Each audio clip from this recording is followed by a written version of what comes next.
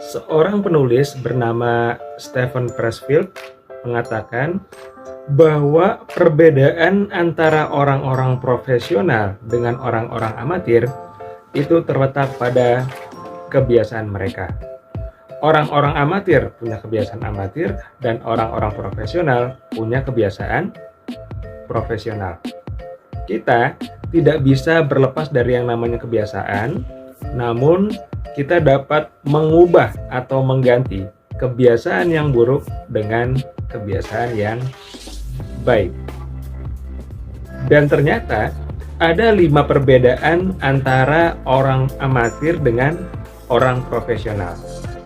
Yang pertama, orang amatir itu akan tergerak ketika dia terinspirasi, akan terdorong apabila ia sedang memiliki mood yang baik.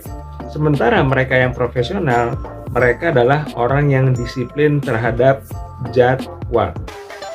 Mereka tidak peduli apakah moodnya sedang baik atau tidak.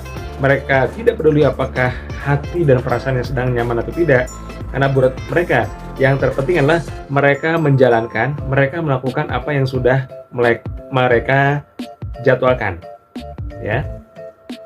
Dan mereka juga meyakini bahwa penting bagi mereka untuk dapat mengalahkan moodnya sebelum mereka mengalahkan yang namanya kerasnya kehidupan.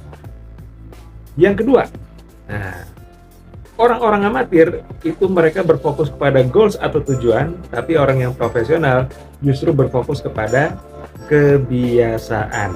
Mereka meyakini bahwa setiap aktivitas yang dilakukan secara berkelanjutan, ya tentunya dalam hal ini adalah aktivitas yang memang positif dan mendekatkan diri kepada target yang diharapkan, itu jauh lebih penting dibandingkan hanya memikirkan tujuan yang ingin dicapainya saja, tanpa ada tindakan, tanpa ada sebuah aktivitas, tanpa ada sebuah kebiasaan rutin yang dilakukan secara berkesinambungan.